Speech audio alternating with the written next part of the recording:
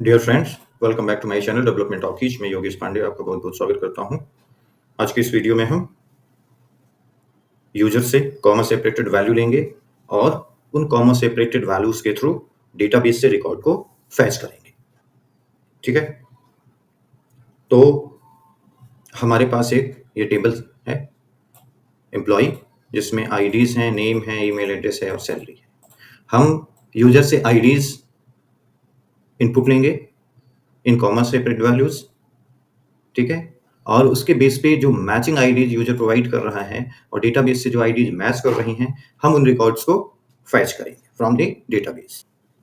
तो comma separated values के लिए हमने एक इन क्लॉज पढ़ा था, जिसमें वैल्यू जो है कॉमा के थ्रू आप रख देते हो, यानी कि ऐसे कहें कि क्वेरी कुछ इस तरह से बनेगी, select all from employ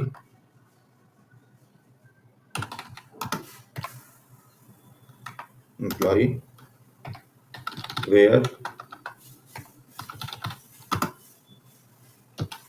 ID in, और यहाँ पे फिर वैल्यूज पास करनी है, और वैल्यूज हम डायरेक्ट पास नहीं करते हैं, प्लेस होल्डर की हेल्प लेते हैं। तो ये इस तरह से क्वेरीज बनेगी।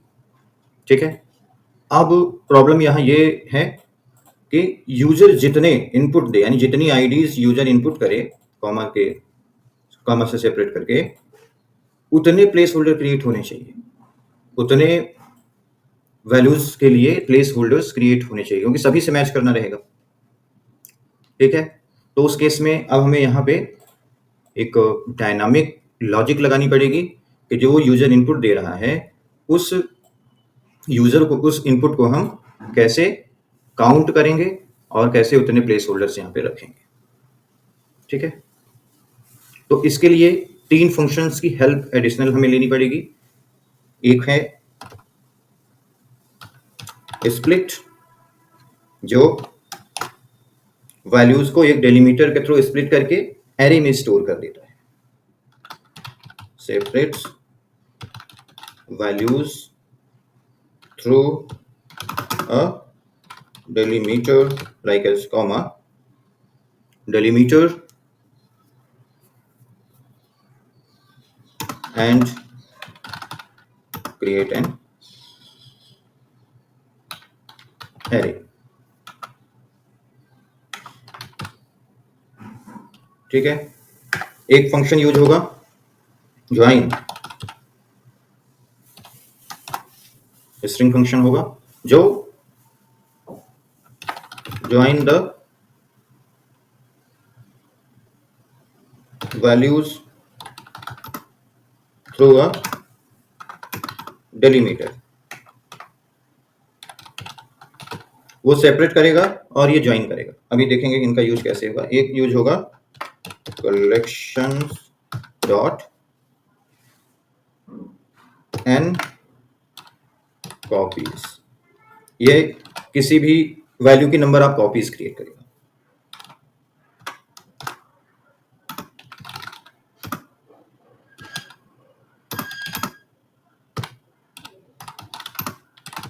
Provided as argument. ठीक है, तो इन तीन फंक्शन की हेल्प हम लेंगे अपने प्रोग्राम को बनाने के लिए, और जब हम डायनामिक क्वेरी क्रिएट करने में एबल हो जाएंगे तो हम फिर डायरेक्ट अपने डेटाबेस पे उस क्वेरी को रन करा सकते हैं। ठीक है, तो अब यहाँ पे देखें किस तरह से हमें करना होगा। तो हमें सबसे पहले यूजर से इनपुट लेना है, राइट। तो आप यहाँ एक स्कैनर क्लास ले लो, scanner equal to new scanner, और यहाँ पे system dot in form, control shift O press कर लीजिए और इस स्कैनर को आप इंपोर्ट कर लीजिए। ठीक है, स्ट्रिंग, इसको आप नेम दे दो इनपुट, क्योंकि यूजर से आप इनपुट ले रहे हैं, और यहाँ पे कॉमा सेपरेटेड वैल्यूज आपको लेनी है, याद रखना है। स्कैनर नेक्स्ट लाइन, बट इससे पहले एक आप मैसेज दे दो यहाँ पे यूजर को, please enter comma separated IDs. अब यहाँ जो भी यूजर इनपुट देगा वो इनपुट वेरिएबल में स्टोर हो जाएगा। ठीक है, अब उन वैल्यूज को जो कॉमा सेपरेटेड वैल्यूज आएंगे उन्हें आपको स्प्लिट करना है और एक एरे में स्टोर करना है। ठीक है, तो कैसे करेंगे, तो आपको एक एरे लिस्ट बना लेनी चाहिए इंटीजर्स की, क्योंकि आईडी क्या है, इंटीजर है, इसलिए हम इंटीजर्स की लिस्ट बनाएंगे। ID list equal to new array list. Array list को भी इंपोर्ट कर लीजिए, java.util.arraylist, इस क्लास को भी, एरे लिस्ट क्लास को भी आपने इंपोर्ट कर लिया। और अब इस लिस्ट में आपको जो कॉमा सेपरेटेड वैल्यूज आ रही हैं, यानी इनपुट में जो वैल्यूज आ रही हैं, उनको स्प्लिट करना है और स्टोर करना है। तो क्या यूज करेंगे, फॉर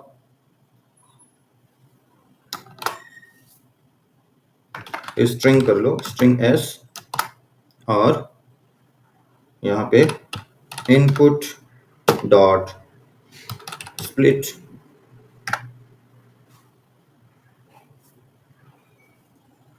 किससे स्प्लिट करना है आपको, कॉमा से,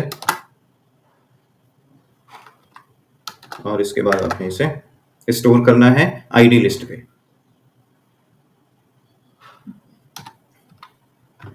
आईडी लिस्ट डॉट ऐड, और यहाँ पे एस को ऐड करना है। अब यहाँ पे प्रॉब्लम ये है कि एस अभी स्ट्रिंग टाइप है और यहाँ पे ये इंटीजर वैल्यू लेगा, तो इस एस को आपको इंटीजर बनाना होगा। तो उसके लिए क्या करेंगे, एक पार्सिंग यूज करेंगे, यानी कन्वर्ट करेंगे इस एस को इंटीजर में। Integer dot parse int S. ठीक है, अब ये क्या करेगा, जब पार्स इंट इस एस की वैल्यू को स्ट्रिंग से इंटीजर में कन्वर्ट कर देगा और देन उसे आईडी लिस्ट पे ऐड कर देगा। ठीक है, अब यहाँ पे अगर आप इसे देखना चाहो तो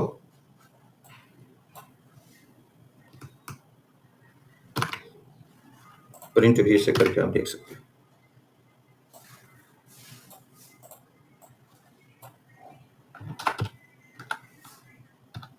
इंटीजर आई और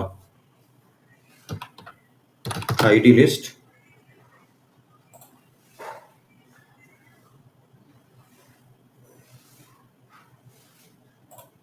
आईडी लिस्ट, और यहाँ पे प्रिंट करना है।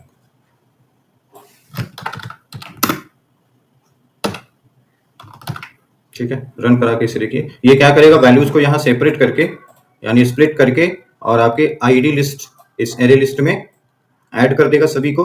ठीक है, और देन हम यहाँ पे उसी को डिस्प्ले कर रहे हैं, जो वैल्यूज आईडी लिस्ट में ऐड हुई हैं उसे हम डिस्प्ले कर रहे हैं।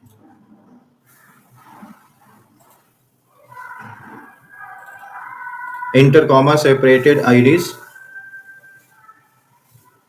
यहाँ पे सो 1 2 3 4, तो देखिए ये वही वैल्यूज 1 2 3 4 इस तरह से डिस्प्ले हो गई।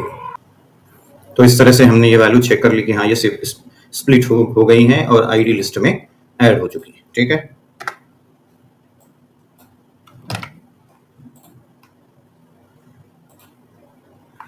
नेक्स्ट क्या करना है, आपको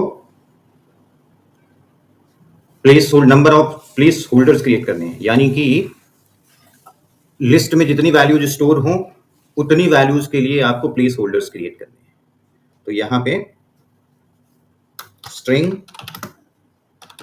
प्लेस होल्डर्स इक्वल टू, अब प्लेस होल्डर्स क्रिएट करने हैं, जितनी वैल्यूज आईडी लिस्ट में हो उतनी वैल्यूज आपको यहाँ पे प्लेस होल्डर्स के लिए क्रिएट करनी है।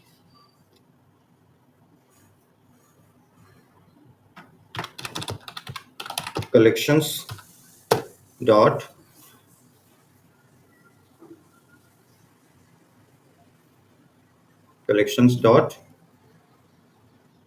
n copies,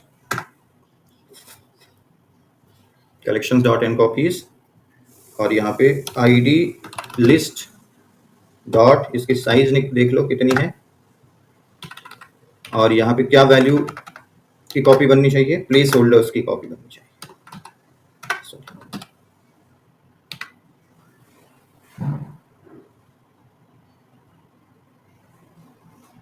Change type of placeholders to list string.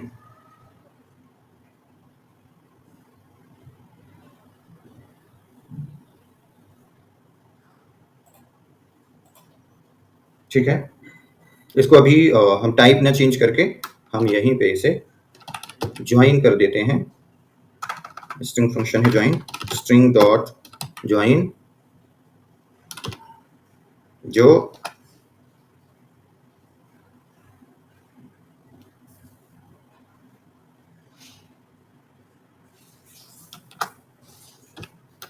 Comma के बेस पे वैल्यूज को ज्वाइन करेगा।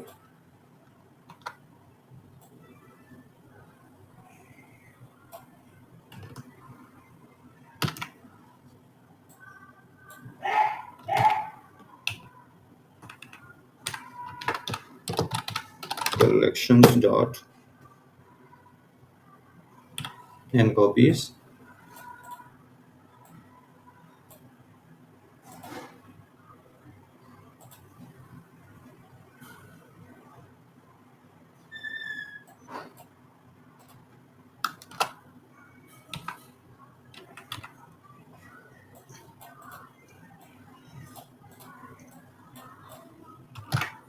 इनसे आप नीचे रख लो तो इस एक ही स्क्रीन पे दिखेगा, इजी रहेगा आपके लिए। अब यहाँ एक्चुअली क्या हो रहा है कि जो ये वैल्यूज आ रही हैं, लिस्ट यहाँ पे डिस्प्ले रिटर्न हो रही है कॉमा से, कॉमा के साथ, तो देन जो सॉरी लिस्ट यहाँ पे रिटर्न हो रही है। ठीक है, अब उसके बाद क्या है कि इस लिस्ट को यानी इस एरे को ये ज्वाइन फंक्शन ज्वाइन कर रहा है और बीच में क्या लगा रहा है, कॉमा लगाएगा। देखते हैं इसको प्रिंट करके प्लेस होल्डर को क्या प्रिंट देता है।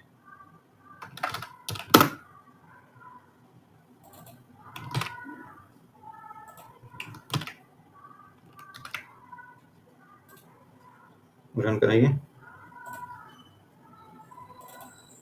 इंटर कॉमा आईडीज 1 2 3, 1 2 3 हमने इनपुट दिया तो ये 3 प्लेस होल्डर्स प्रिंट किए। फिर से आप इसे एक बार रन करा के देखो, और यहाँ पे आप इस बार 1 2 3 4 5 कर दो, तो अब प्लेस होल्डर लिखिए कितने हो गए, 5। ठीक है, तो अब प्लेस होल्डर्स डायनामिक बन गए यहां से। तो अब क्यूरी क्या बनेगी,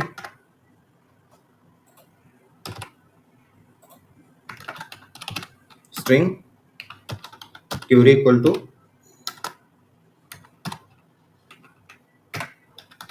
select all from employee where id in ये, देन आपको प्लेस होल्डर यूज करने हैं, then plus placeholders and plus ये। ठीक है, तो अब यहाँ पे क्या होगा कि इस क्वेरी में इस प्लेस होल्डर पे जितने इनपुट रहेंगे उतने प्लेस होल्डर क्रिएट हो जाएंगे, यानी ये डायनेमिकली चेंज होंगे place holders based on number of values through comma separate. आप इसे प्रिंट करके देख लो क्वेरी को।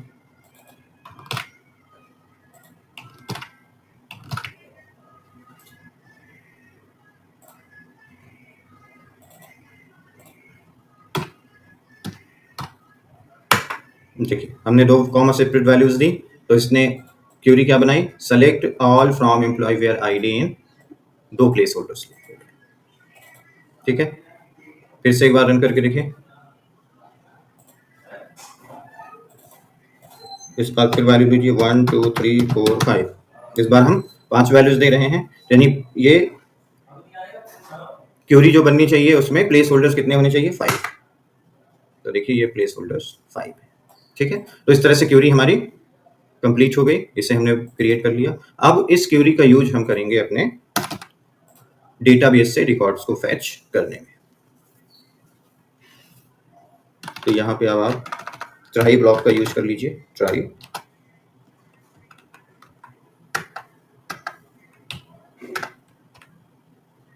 और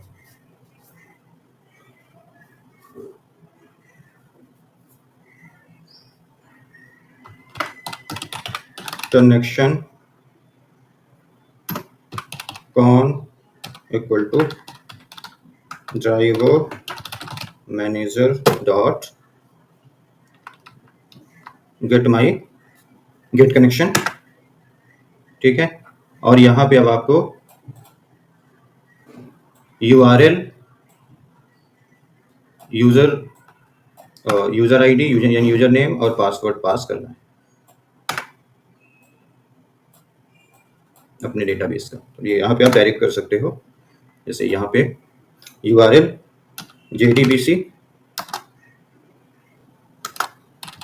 local host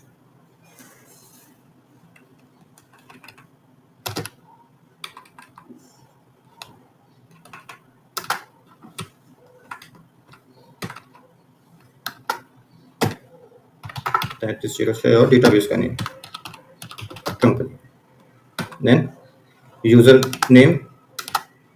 name is root,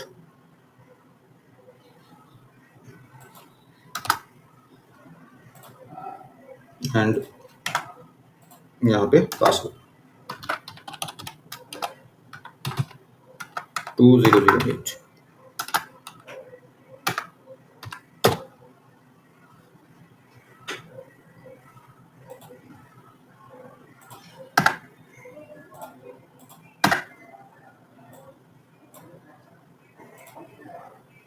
control shift O press करके आप इस कनेक्शन इंटरफेस है, इसे आप इंपोर्ट कर लीजिए, ठीक है। अब यहीं पे आपको प्रिपेयर्ड स्टेटमेंट यूज कर लेना है। प्रिपेयर्ड स्टेटमेंट क्यों यूज करेंगे? क्योंकि हम अपनी क्यूरी को आर्गुमेंट दे रहे हैं, यानी जब भी आर्गुमेंटेड क्यूरी यूज की जाएगी तो प्रिपेयर्ड स्टेटमेंट का आप यूज करेंगे। ये SQL इंजेक्शन से आपको सेफ रखती है। Prepared statement, sorry, PS equal to con dot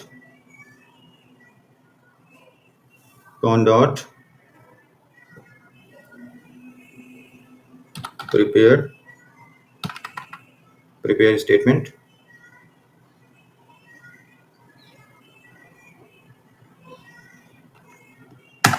Curie. Control shift O press करिए आप, इसे भी आप इंपोर्ट कर लीजिए, प्रिपेयर्ड स्टेटमेंट। ये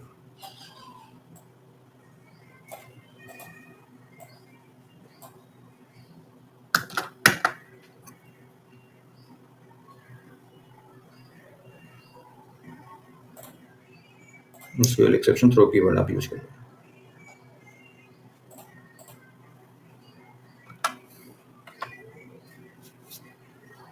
यहाँ पे आपने कनेक्शन स्टेबल कर लिया और यहाँ पे क्यूरी क्रिएट कर ली। अब इस क्यूरी को एग्जीक्यूट करना है। रिजल्ट सेट का यूज करेंगे, result set RS equal to PS dot execute query, control shift O press करिए और इस रिजल्ट सेट को भी आप अपने प्रोजेक्ट में इंपोर्ट कर लीजिए, रिजल्ट सेट।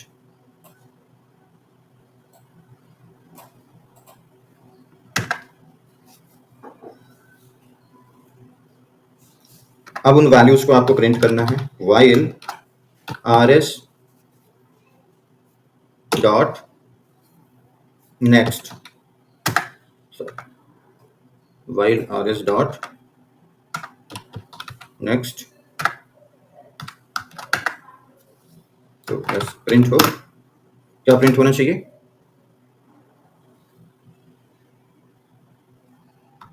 आईडी,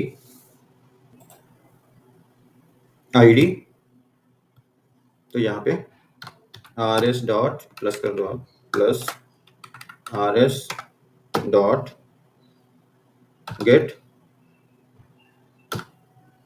इंट, और यहाँ पे फील्ड का नेम क्या है, डेटाबेस के फील्ड का नेम है आईडी, फिर नेम है, ईमेल है, और फिर salary. ID then plus name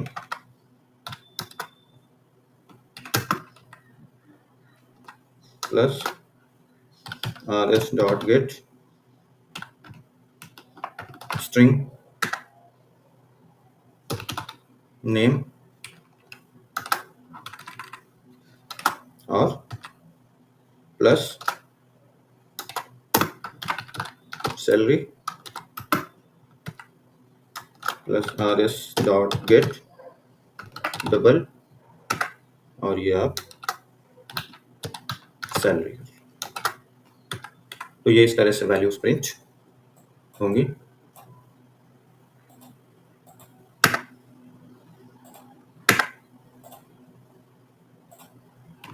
ठीक है, अभी यहां एक चीज मिस हो गया है।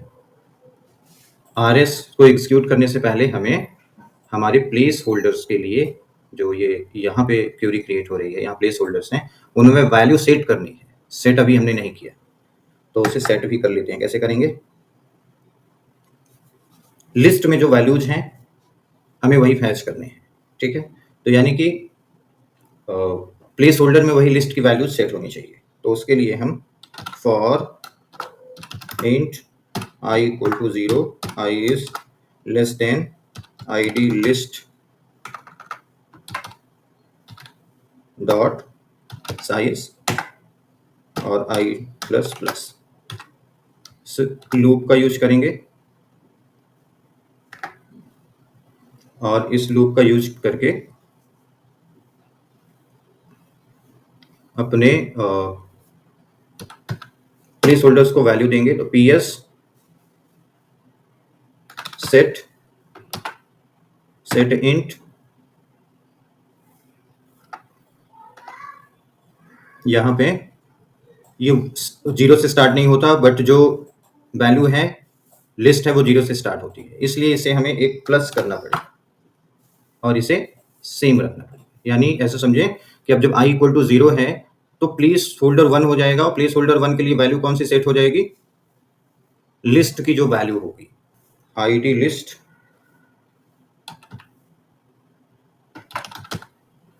Dot gate i। ठीक है, गेट का यूज करके हम किसी भी लिस्ट से वैल्यू फैच करते हैं। ठीक है, तो यहां हमने आईडी लिस्ट में जो वैल्यूज स्टोर हैं उसको इंडेक्स बेस पे यहाँ पे हमने वो वैल्यू कॉल कर ली। ठीक है, यानी कि अब प्लेस होल्डर 1 के लिए आईडी की 0th वैल्यू यूज हो जाएगी। आईडी में जितनी भी वैल्यूज स्टोर होंगी, आईडी लिस्ट में क्या स्टोर हो रहा है? कॉमा सेपरेटेड आईडी लिस्ट हम यूजर से इनपुट दे रहे हैं, तो जो इनपुट दे रहे हैं वो वैल्यूज यहाँ पे इंटीजर फॉर्म में स्टोर हो रही है। ठीक है, तो उनका सीक्वेंस क्या है? 0 1 2 3, और जितनी भी इनपुट दिए हैं उन सब वो उतनी साइज की।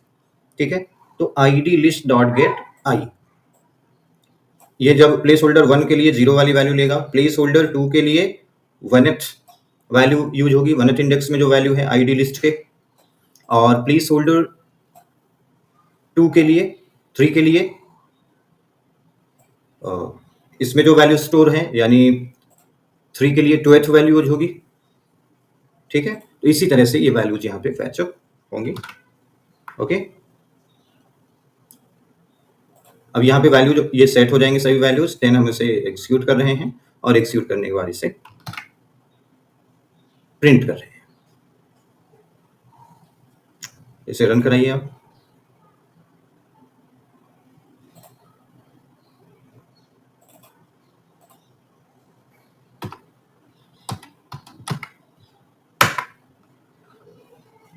Okay, no suitable driver found for JDBC MySQL local host, इसके लिए ड्राइवर नहीं मिला है। ठीक है, तो इसे ड्राइवर ऐड कर देते हैं इस पे।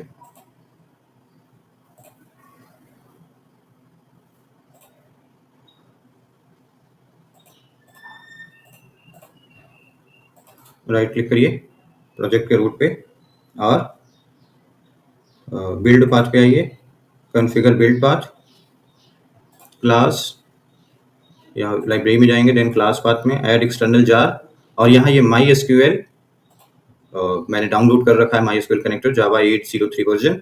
आप इसे डाउनलोड कर सकते हो, सर्च करोगे इंटरनेट में तो ये इजीली अवेलेबल है। देन आप इसे अप्लाई करिए और अप्लाई एंड क्लोज। ठीक है, अब इसे रन करके देखिए।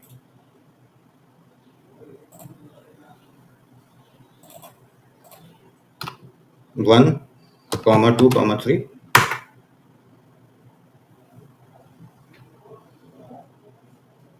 अभी यहाँ पे कुछ प्रॉब्लम लग रहा है डेटाबेस की सेटिंग में।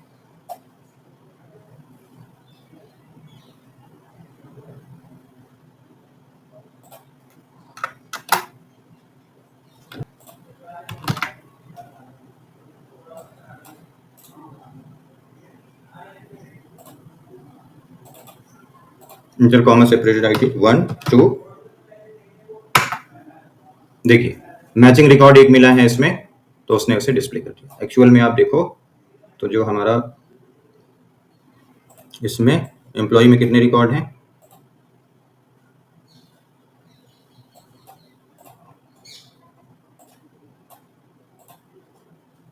ये 2 रिकॉर्ड है, 1 और 4। ठीक है, अब यहाँ आप देखो मैचिंग किससे था, 1 मैचिंग है, इसलिए 1 फर्स्ट एक रिकॉर्ड इसमें डिस्प्ले हो गया। अभी आप इसमें 1 2 3 4 आप इनपुट करके देखिए, 1 2 3 4। इस बार देखेंगे कि 4th वाला रिकॉर्ड भी आपके इस पे ऐड हो जाएगा। ठीक है,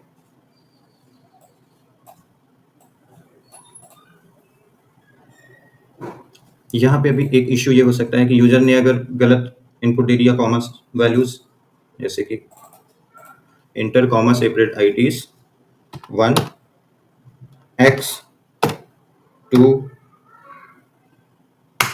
देखिए नंबर फॉर्मेट एक्सेप्शन, यानी नंबर फॉर्मेट एक्सेप्शन यहाँ पे रीज हो रहा है। इसे हमें हैंडल करना पड़ेगा कि अगर यूजर गलती से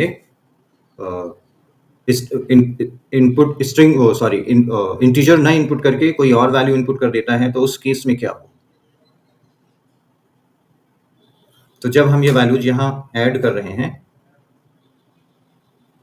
तो यहीं पे हम इसे हैंडल कर लेंगे। ट्राई यूज करिए, try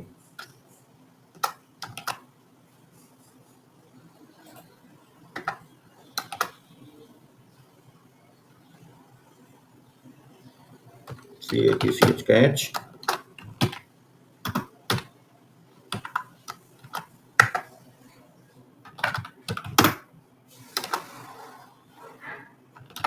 ID skipped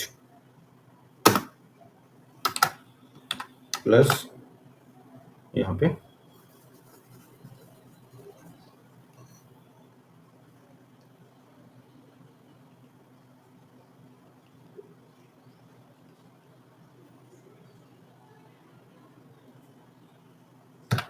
yes.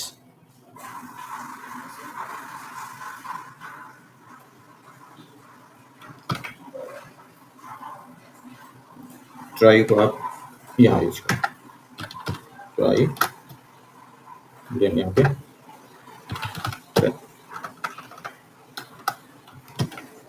Patch. ठीक है, अब इसे करके देखते हैं run.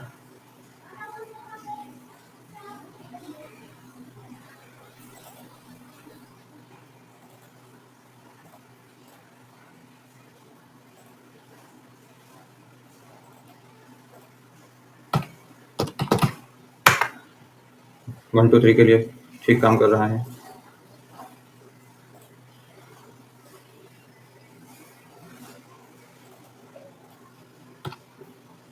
1, x, 2, id skip x। अब हमारा प्रोग्राम टर्मिनेट बीच में नहीं होता है, पूरा कंप्लीट होने के बाद ही बंद हो रहा है और जो मैचिंग रिकॉर्ड्स हैं उनको डिस्प्ले कर रहा है। और ये गलत आईडी थी, नंबर फॉर्मेट एक्सेप्शन था इस पे, इसलिए इसे स्किप कर दिया। ठीक है, आई होप चीज़ें क्लियर होंगी और आप प्रैक्टिस करेंगे इसका तो और भी अच्छे से आप इसको समझ पाएंगे। ठीक है, और यहाँ पे इस वीडियो में हमने थोड़ी सी नई चीज़ यूज़ की है, वो क्या है, जो ये ट्राई ब्लॉक यूज़ किया है और इसमें स्टेटमेंट्स रखे हैं।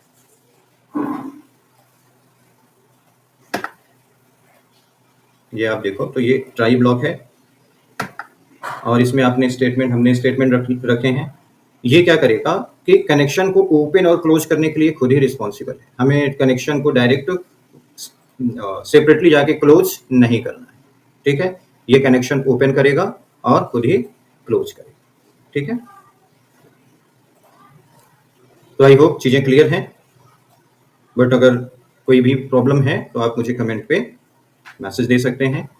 I will try to help and solve the issue. Next video हम आपके लिए जल्दी ही लेके आएंगे। Thank you very much.